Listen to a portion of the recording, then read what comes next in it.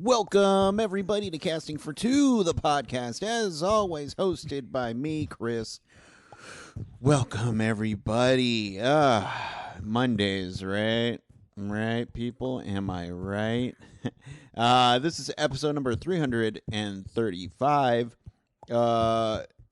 Thank you all for listening, Welcome, old and new viewers. We are in the midst of birthday July, where I release a ton of episodes in honor of the podcast birthday of 6 years. So it's been so far got so many great guests. I'm so excited. I should talk about Shop Talk. Of course, this podcast is available on major podcasting services, and whatever you're listening to the podcast on, feel free to leave me a review. I really appreciate it. And if they're good, I'll read them, right now. If you want to follow me online, Twitter and Instagram is going to be the best place. Both are at Casting for Two. And yeah, I should talk about my guest. My guest is a wonderful singer-songwriter. She has a vast wealth of musical experience, and I was so happy to chat with her. Her name's Cherokee, and she has a new EP coming out next week. But she also has an album coming out in August, and I'm excited for that one. I'm not sure of the dates, but you know what? Just be aware, okay? It's coming. And so, yeah, she's so much fun to talk to. But you know what? I'm done talking because we need to get into this episode. All right. So everybody, sit back, relax, and Chris, cue the music, please.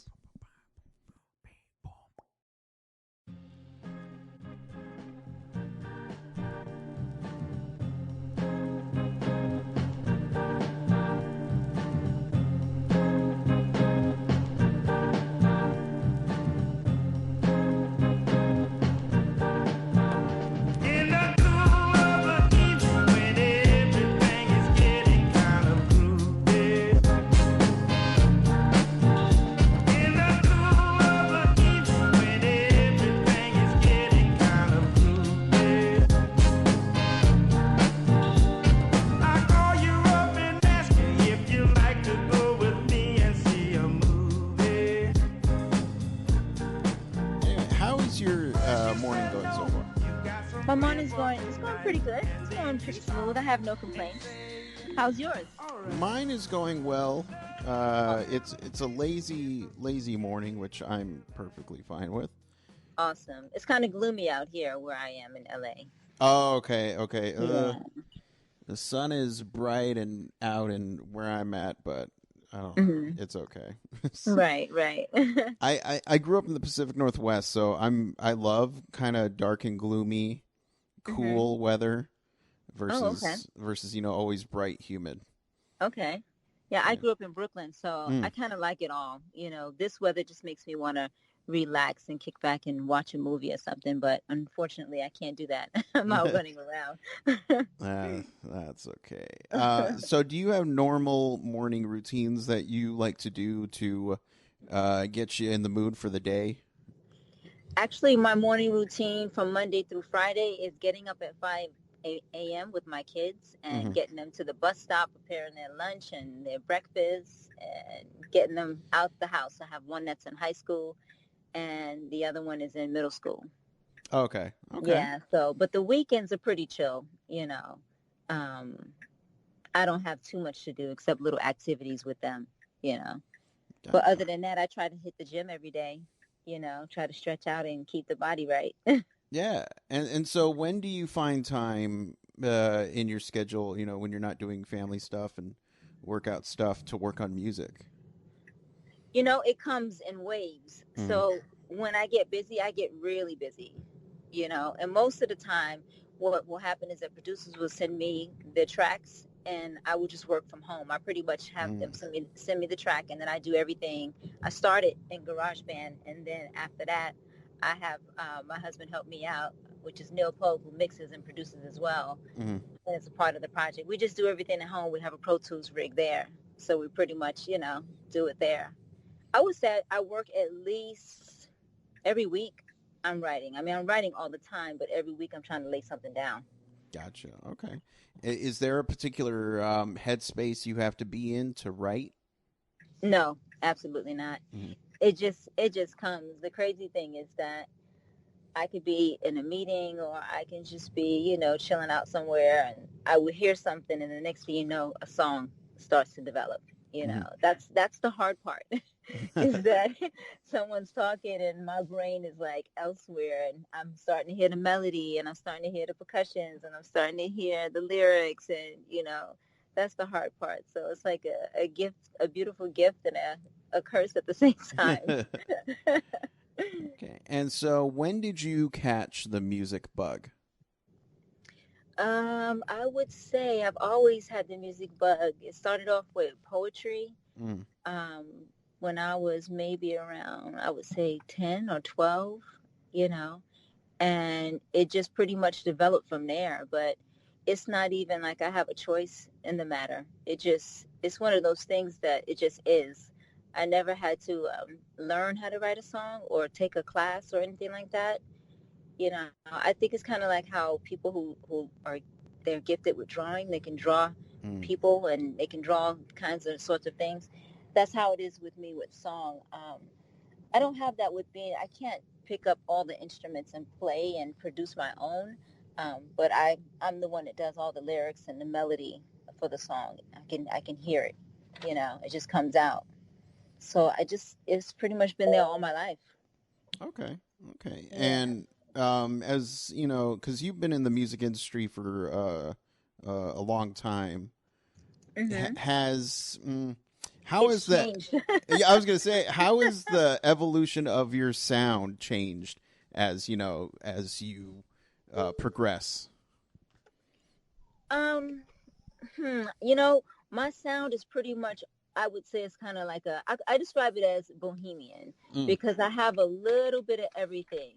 So it's not so much that it has changed, it's that sometimes I won't put out as much as I want to put out, expose too much of myself because I don't want to confuse people with the direction. Mm. And that's kind of been one of the problems I feel like when I was signed to RCA, they couldn't figure out which direction should I go. Was I alternative? Was I R&B Right. pop? Right. Was soul or neo soul? It's been, because there's a little bit of everything for everybody. My first album had a little jazz, a little, hip hop, a little bluesy vibe, and then this album that I've done right now, it also has a little bit of everything. Hmm.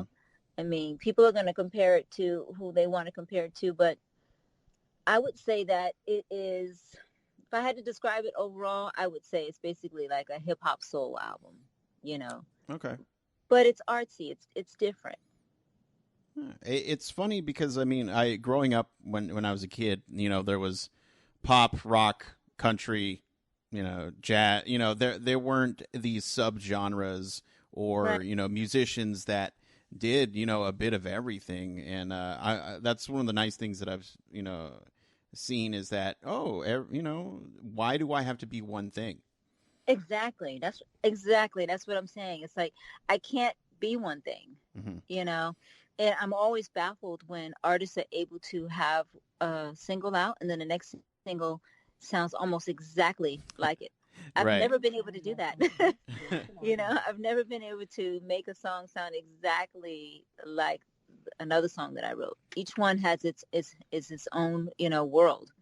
They all come from a different place inside of me, but and, they somehow melt together, Yeah, yeah, yeah. No, it's talking about the whole song sounding all the same. I mean, that's like the definition of like a cookie cutter artist.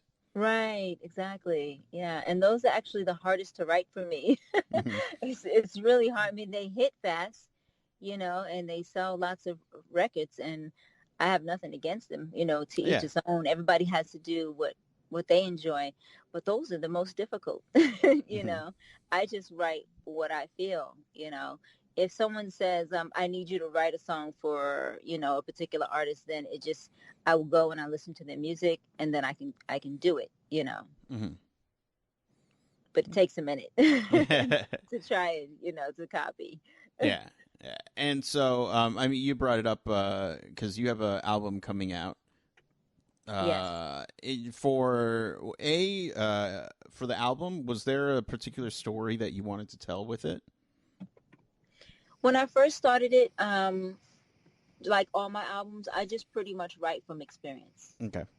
I just write from what I experience, what I go through, or what I fantasize about, or what I know that people fantasize about, but don't want to, they don't want to speak on it. Right. Everybody's a little shy, so I kind of put things in a metaphoric sense. So you can't really catch what I'm saying until you listen to it 2 or 3 times. Mm-hmm. But there was no particular story. I wanted to write a song about where I came from and going back into the old school. And I wrote a song called Old School, because I grew up in Brooklyn during the time where kids were playing in the fire hydrant and were chasing the ice cream truck man down. And we knew his name and we knew who everybody was on the block. And, so I wanted people to feel that and feel that story. With everything else, it's pretty much the same thing. It's just what I experience and what I go through. But is there an overall story for the album? There's not. It's not an overall. And sorry about my car in the background. Yeah. No worries. No worries. You're good. Yeah.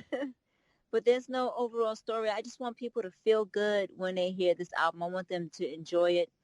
I want them to be able to put it in their car and just ride to it, and just have a change of pace for a moment. Because I don't feel like it really sounds like anyone that's out. I feel like it has its own lane. I feel like I'm in my own lane with it, Okay. And so, as far as the album goes, was there one song in particular that was, whether the lyrics, the music just wasn't gelling together, that it took a little bit more time to work on? Right now we have the EP. Later on, there's going to be a extended version, which will be an LP of 10 songs. On the one that's out that's going to be out in August. Yeah. No, they pretty much all fell together, especially Kaleidoscope. There's a song called Kaleidoscope on there, and that just kind of flowed. I had the groove and the melody first, and it just kind of flowed. I'm trying to think of each song. Goddess. No, that kind of came natural too. I had the beat, I had the groove, I had the music first for Goddess. And as soon as I heard it, I was like, "Oh, this is hot," And that just kind of came out. Let's see, Fly Free. No, they just kind of flow. I have to be 100% honest. They all just kind of flow. The way that I record and write, sometimes also outside of writing in my car, is when I get a track. If I feel it like immediately, then I will have Neil just press record, get on the Pro Tools. Instead of starting off in my GarageBand, I'll just immediately go into the booth and just start recording. And what I get is what the song becomes, Yeah. Because I do believe in that that first magic, when you first attempt to write a song. I've had songs in the past that I've written and then I'll trash it and say, nope, this is not good enough. Let me, change the hook or change the verse. But with this particular album, it's kind of been real smooth. Okay, nice. And so if there was, a certain particular, or, for artists that are coming up and afraid to say what they want to say or write what they want to say, anything like that, do you have any advice for any future, singer songwriters out there? Write it in a metaphor. Say everything, because you only live once. You have to get it off your chest. Otherwise, you're going to regret it later. I feel like everything that I want to say and every bit of who I am is in my music. If you just listen to it, then you'll really start to get it and understand who I am. Because in the past, I think that I was hiding a little bit, Hmm. but now I think as you get older, you start to realize there's no reason to hide who you are. Just, you know, you can just do it in a subtle way. You don't have to just be blatantly in everyone's face, with what you're trying to say. You can just say it in a smooth, cool way. Okay. I mean, and that's kind of one of the hardest things is trying to walk out and say, "Yeah, this is me." Right. So yeah, yeah, you found that, and more power to you. I think that's amazing. As far as so here on the podcast, there's something that I love.